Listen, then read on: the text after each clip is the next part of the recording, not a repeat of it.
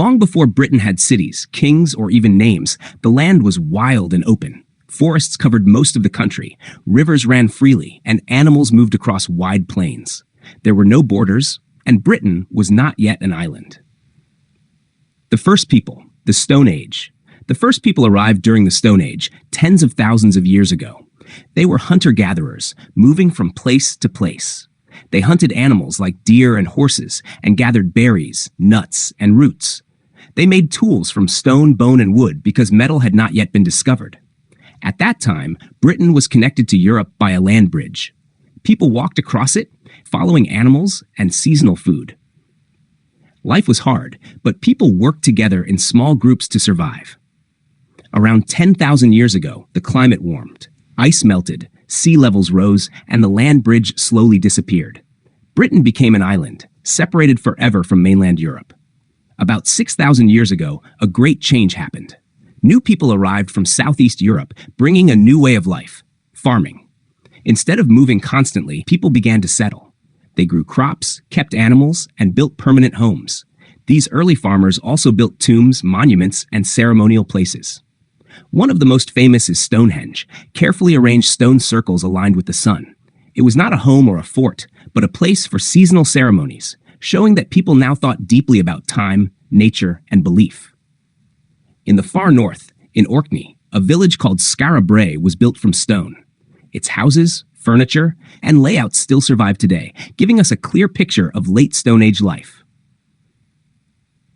Learning metal.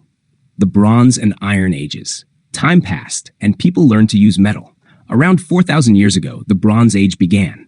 Bronze, made from copper and tin, allowed people to create stronger tools, weapons, and beautiful jewelry. Gold ornaments showed status and wealth. People lived in roundhouses, and when someone died, they were often buried in round barrows, that large earth mounds that can still be seen today.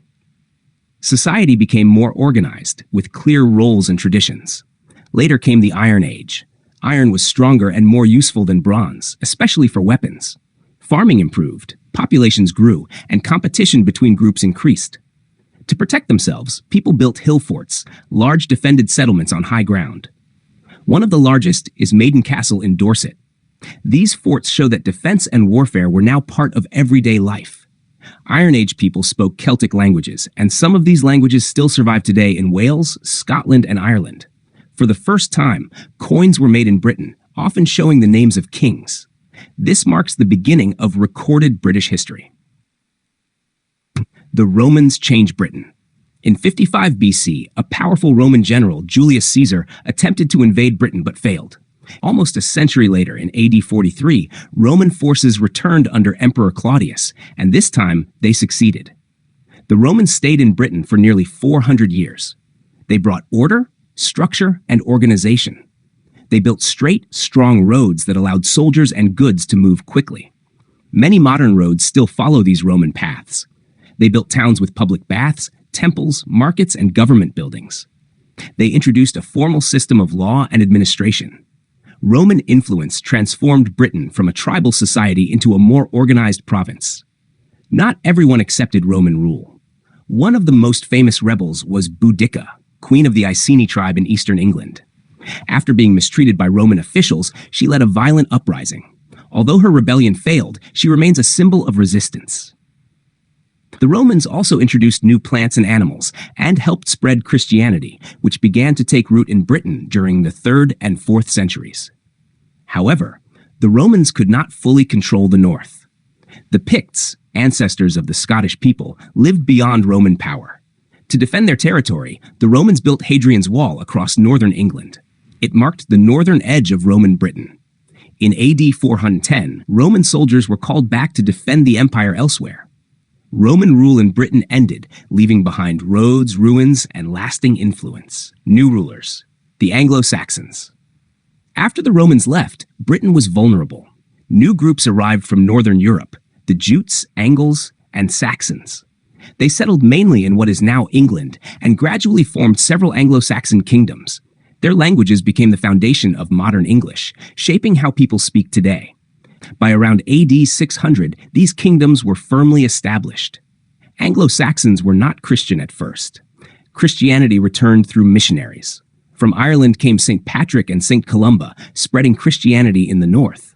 From Rome came St. Augustine, who became the first Archbishop of Canterbury. One of the greatest discoveries from this time is Sutton Hoo, a ship burial filled with treasures and a magnificent helmet.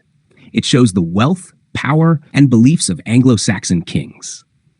Fear from the sea, the Vikings. In AD 789, a new threat appeared. Vikings arrived from Denmark, Norway, and Sweden, first as raiders attacking coastal towns and monasteries.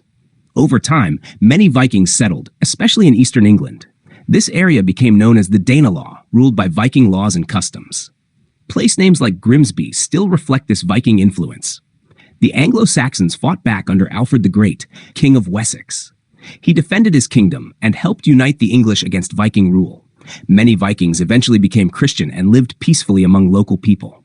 For a short time, England was ruled by a Danish king, Nut, showing how closely Viking and English history became connected. The final invasion. The Normans. In 1066, one final invasion changed everything. William, Duke of Normandy, claimed the English throne. He crossed the Channel and defeated King Harold at the Battle of Hastings. Harold was killed, and William became known as William the Conqueror. This was the last successful invasion of England. The story of 1066 is shown in the Bayeux Tapestry, a long embroidered cloth made in France. William replaced the English ruling class with Norman nobles and introduced Norman French, which strongly influenced the English language. To control his new kingdom, William ordered the Domesday Book in 1086, recording land, people, and animals across England. It still exists today and is one of the most important documents in British history. The Normans strengthened the feudal system, where land was owned by the king and granted to nobles in return for loyalty and service. This shaped medieval England and the future of British government. The big picture. From Stone Age hunter-gatherers to Norman kings, Britain was shaped by migration, invasion, adaptation, and survival. Each group left something behind: tools, language, law, religion, or culture. This long journey explains why Britain is the way it is today. And this is exactly what the Life in the UK test wants you to understand. Not just dates and names, but how each period changed the country.